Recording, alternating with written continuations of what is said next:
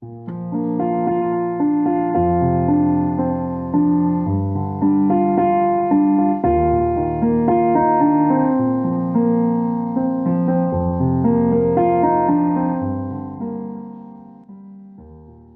mời các bạn làm cho bản thân thoải mái và im lặng. Khoảnh khắc này cho phép chúng ta đến gần Chúa hơn nữa qua những lời cầu nguyện, bài hát và chia sẻ. Chủ đề của khoảnh khắc khen ngợi này là hãy tự tin. Vì vậy, chúng ta hãy để bản thân được tràn đầy bởi Chúa Thánh Thần và bởi tình yêu của Ngài. Để giúp các bạn tập trung, Ellen mời các bạn nhắm mắt lại. Hãy biến khoảng trống trong đầu, khoảng trống trong trái tim để nhường chỗ cho Chúa. 1, 2, 3.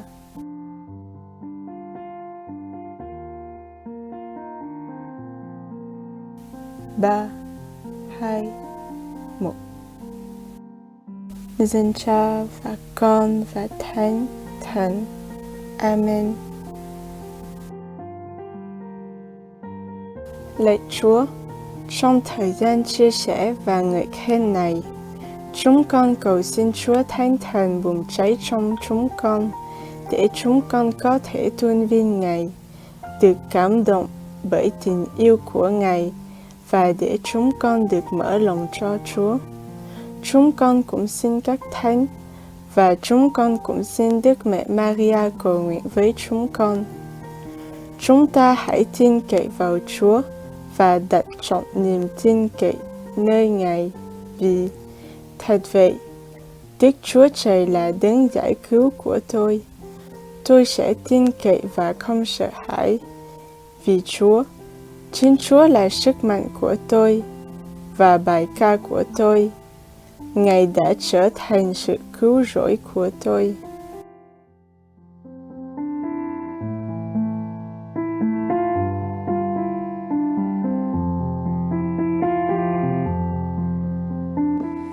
Hello les gens, aujourd'hui on va parler de confiance vu le titre de la vidéo. C'est parti, on va parler de nos expériences, de ce qu'est la confiance et puis voilà. Ici on est dans un dialogue, enfin pas vraiment parce que je parle devant une caméra toute seule, mais vous pouvez très bien raconter vos expériences dans les commentaires ou poser des questions, il n'y a pas de souci, on vous répondra. Du coup on va rentrer dans le thème avec une citation de la Bible, comme ça on rentre dans le thème. Ne tremble pas, n'aie pas peur, car moi, le Seigneur ton Dieu, je serai avec toi partout où tu iras. Donc clairement, là, il nous dit clairement, aie confiance en moi, juste aie confiance. Peu importe ce qui va se passer, aie confiance.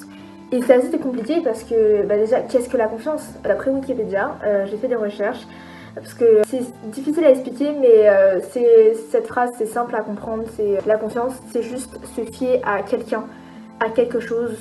Par exemple, je me fie à moi, je me fie à ma meilleure amie ou je me fie à Dieu en priant. Et donc dans cette phrase, en gros, il a dit qu'il faut avoir confiance en lui parce qu'il sera toujours là pour toi. Sauf que ça peut être compliqué, on peut avoir plein de problèmes et ça peut être difficile de croire en quelqu'un si on l'a jamais vu. En grandissant, en fait, quand on était petit, nos parents, généralement, ils nous ramènent à la messe et c'est comme ça, tu vas à la messe et... c'est comme ça, mais en grandissant, on essaye d'y croire un peu plus et il y a un certain âge où tu te dis ouais, en fait j'y crois vraiment, Dieu il existe. Sauf qu'il y a plein d'événements qui vont faire que parfois ça peut être compliqué de continuer à y croire et te dis qu'il n'est pas là, enfin Dieu n'est pas là alors que ça se trouve qu'il est vraiment là. Le monde est large et les croyances sont différentes, peu importe les événements qui arriveront dans ta vie, Dieu il te dit crois en moi, voilà. Et ça peut être compliqué, mais déjà la confiance, c'est de se fier à quelqu'un et à quelque chose, mais par exemple si tu te fies à quelqu'un, ça peut être compliqué si tu te fies pas à toi. Il faut avoir confiance en soi pour avoir confiance aux autres et du coup ça peut être compliqué, surtout avec l'adolescence, avec les réseaux sociaux, avec les comparaisons.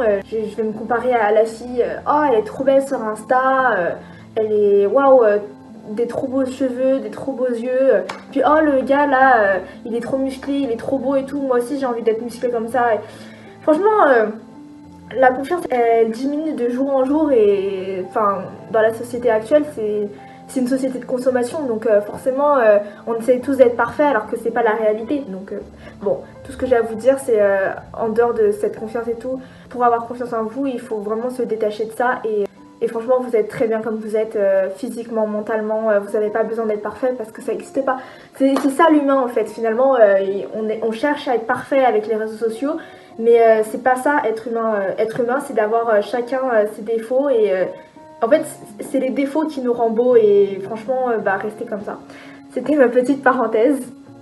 Et donc oui, ça peut être compliqué d'avoir confiance étant donné que c'est quelque chose qui est difficile à gagner, c'est facile à perdre. Vraiment très facile à perdre. Il suffit qu'une personne te trahisse et tu n'as plus confiance en plus personne. Je vais vous raconter ce qui s'est passé avec la confiance et des événements qui se sont passés dans ma vie pour que vous compreniez en fait pourquoi j'ai envie de parler de confiance. Donc en gros, il y a un an, j'ai eu des problèmes, des gros problèmes. Je vais pas rentrer dans les détails pour pas... Enfin, quand même cette vidéo, le but c'est que ça soit fun. Bref, j'ai discuté de tout ça avec vous. C'est parti. Il y a un an, j'étais un peu entre guillemets déprimée parce que j'ai eu beaucoup d'accumulation. Donc mes parents ont divorcé, j'étais en couple avec un garçon et ça s'est mal passé.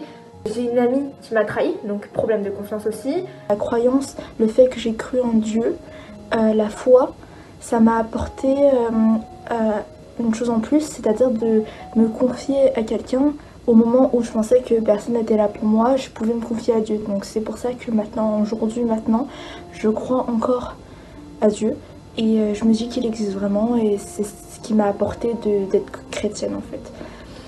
Donc voilà. On va passer à la prière. Seigneur, fais de tes enfants une force, une confiance. Donne confiance pour qu'ils avancent plus facilement. Amen.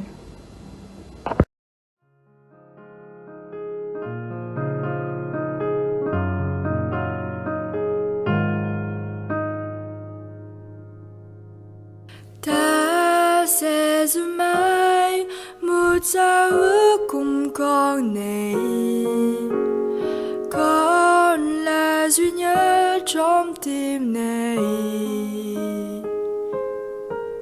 Yêu con vì ta yêu con, ta khao khát người vì vẫn khát khao tin người. Ta sẽ giữ mãi một giao ước cùng người nhé, đến đây gần vẫn khát khao tin người. Ngày hãy đến ta đến chuông khuôn cửa con, ta gọi mãi. Ngày hãy đến trong vắng xa trong làng tin.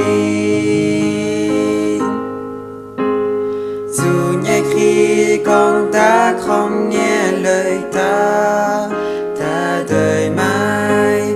Dù hoa mang nguy khó ta luôn kề bên. Đừng sợ nữa, đừng sợ nữa, ta biết lòng con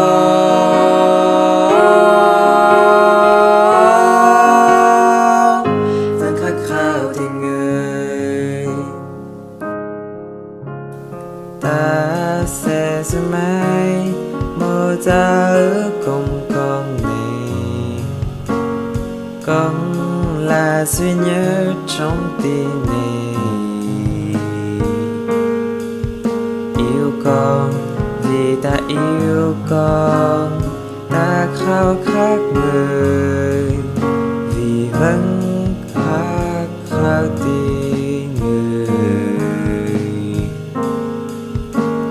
Ta sẽ giữ mãi một giao ước cùng người nhé, đến đây gần vẫn khát khao tình người. Ngày hay đêm